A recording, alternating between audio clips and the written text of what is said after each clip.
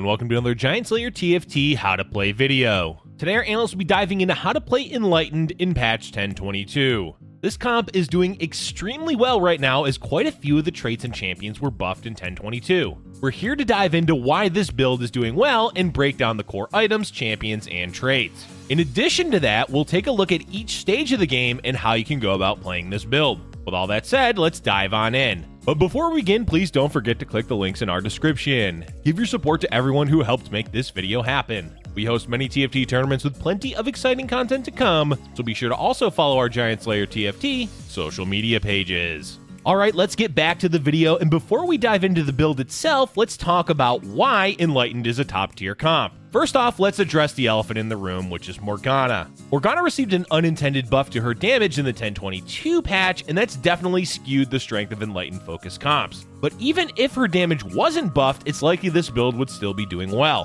Why is that? Flexibility is a huge reason. Enlightened can be played with 3 to 4 champions, and after that you can fill it in with whatever champs and traits you need. Dazzler in particular is doing well after it received buffs. Another reason that Enlightened is doing well is that a lot of the other meta compositions were nerfed. Ahri, nerfed slightly. Sharpshooters, nerfed. As well as the fact that Dazzler is a strong counter into them, not to mention that Talon can snipe the backline. Ninja Assassin also received a nerf to the AD/AP bonus of 4 Ninja, making it less powerful, and honestly, Talon is an easy counter to Akali. Combine all of these factors and boom, you have Enlightened doing well. Of course, it's not just Enlightened, as Dazzler, Adept, Mystic, and Assassin have a role to play with it as well, but the core of the comp focuses around Enlightened. It's likely that this composition will still do well after a hotfix, if there is one, although it won't be as good and should make the meta a bit more diverse. Okay, with that little introduction out of the way for Enlightened, let's get into the nitty-gritty of it, starting with core items. In Enlightened builds, you have 2 primary item holders, Talon and Morgana. Morgana can be replaced by Ezreal later on as an item holder, but the majority of the game you'll be sticking with Morgana as the secondary carry. Let's go over Talon items first. Talon basically wants to increase his damage output to potentially one-shot whichever target he casts his ability on, so items like Infinity Edge, Deathblade, and Giant Slayer are all good to have. Other than one damage item, defensive and utility items are always strong. Items like Guardian Angel, Quicksilver, and even RFC. As a rule of thumb, try to get at least 1 damage item and 1 defensive item on your Talon. The third item can be flexible. Morgana really only has 1 must-have item, and that's Morellonomicon. The reason for that is that her AoE is so large that you spread the anti-healing of Morellonomicon to practically the entire enemy team with just 1 cast. Besides that item, you can focus on damage as well, with Jeweled Gauntlet being a top choice. While you can give Morgana a defensive item, it's honestly not that necessary since she will heal slightly from doing damage with her ability. And the last item to talk about, which can go on Morgana or any ability-focused champion, is Chalice. Chalice is one of the best utility aura items in the game. It's a good idea to try to make at least 1 of these per game, regardless of the comp, because it's just so good.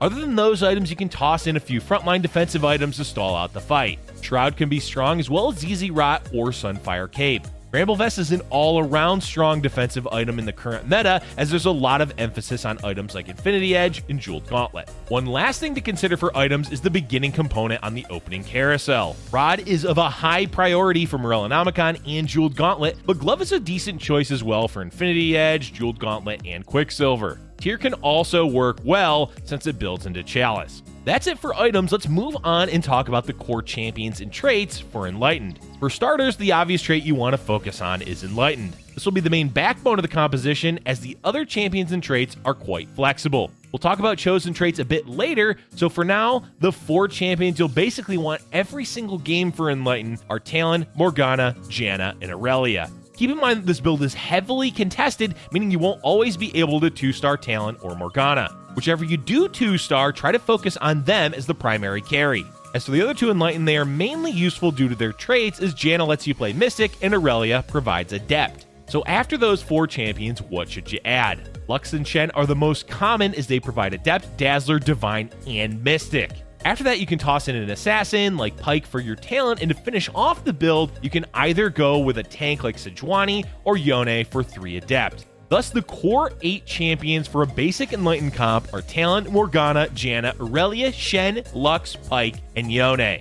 Ezreal is an amazing champion to add since this kit is quite overloaded with buffs and debuffs, so you can always add him in at some point as well. The core champions aren't taking into consideration a chosen champion, so let's talk about that next. Ideally, you want either Talon or Morgana as your chosen champion. Either Assassin for Talon or Dazzler for Morgana works best because that opens up the door for you to play for Dazzler. Enlightened as a chosen trait is fine as well, and honestly, you don't really want to be too picky if you're able to find either Talon or Morgana as a chosen. Adept is another useful chosen trait for either Aurelia or Shen, as well as Mystic for Shen or Janna, as you can then flex into 4 Mystic. That's really the overall strength of the composition, the flexibility. As long as you have the core Enlightened champions, you can really flex into anything based on what the lobby is playing.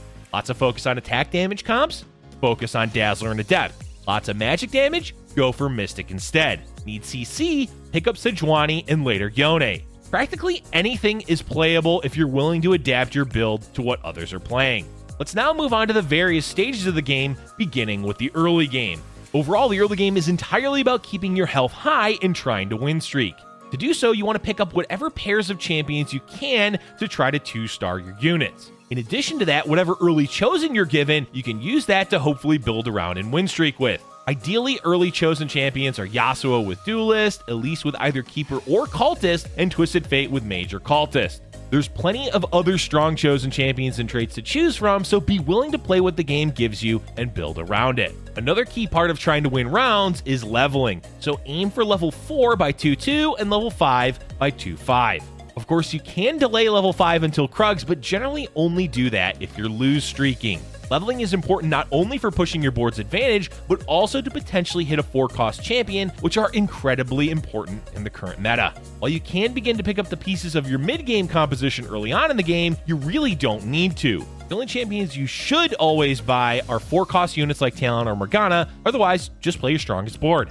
Moving along, let's get into the mid-game. Before we talk about level 7, let's quickly burn through stage 3. Stage 3 is more or less not that important for decision making. You want to level to 6 sometime around 3-2 and then just sit on your gold. There are a few choices to make, like selling your early chosen to try to find a 3-cost chosen to win streak with, but honestly, you don't even need to do that either. Simply wait out stage 3 with the goal of leveling to 7. The earliest you'll likely be able to level to 7 is 3-5, but only do that if you're trying to preserve a win streak. Otherwise, the standard timing for level 7 is on 4-1 after Wolves. Now, on level 7 is where the fate of the game is decided. Okay, that's a bit drastic, but it actually is kind of true. The meta that has been prevalent for practically all of set 4 so far is to roll on 7 and hit a bunch of 4-cost champions. That means roll and roll until you found at least some of the units you're looking for. Ideally, you'll be able to hit a chosen Talon or Morgana, and from there, build the rest of your composition around them. Again, as we mentioned earlier, they're likely to be contested, so keep that in mind. After you've rolled, the goal is to stabilize your board throughout stage 4 while trying to hit 50 gold. This means 2-starring the champions you have while filling in the rest of your comp with whatever traits and champions you're missing. Scouting is also important to do after 4-1 because the whole lobby is going to have rolled, and it's good to know the strength of everyone. What builds are they going? What champions did they find? What chosens do they all have? Is all very good information to get. This information will allow you to begin tailoring your composition to counter what the others are doing. This means adding traits like Mystic, additional Dazzlers, Adept, Frontline, etc.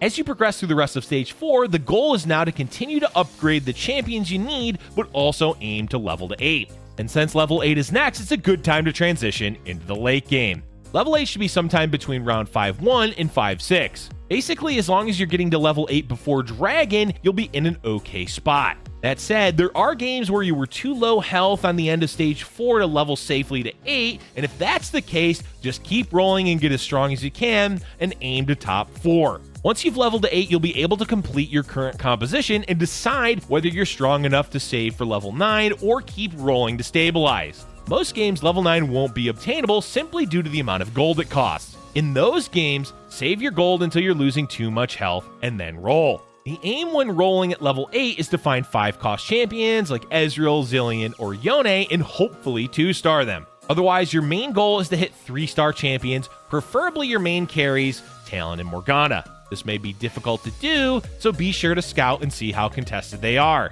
If you're strong enough to save to level 9, great! Slowly spend your gold towards leveling to it, and as soon as you take a bad loss, level to 9. From there, you're basically throwing in 5-cost champions we mentioned earlier and 2-starring them. And that's really it in terms of late game goals. Win conditions for Enlightened comps are Ezreal 2 and Yone 2, assuming that you've 2-starred both Talon and Morgana. A much harder win condition is either Talon 3 or Morgana 3, which can be done but won't be easy given the current meta. For positioning this build, it really just comes down to moving your Talon to match enemy backline carries as you want him to snipe them early on. Morgana can be either in the front line or back. It doesn't matter too much as she's almost always going to cast on the largest concentration of enemies regardless of her positioning. Of course, be careful of obvious threats like Shroud or Zephyr, especially Zephyr if you don't have a Quicksilver, as it's an easy way to lose a round. One last tip is to keep moving your Talon around to prevent others from quickly scouting you, as they won't be able to accurately predict where you're placing him.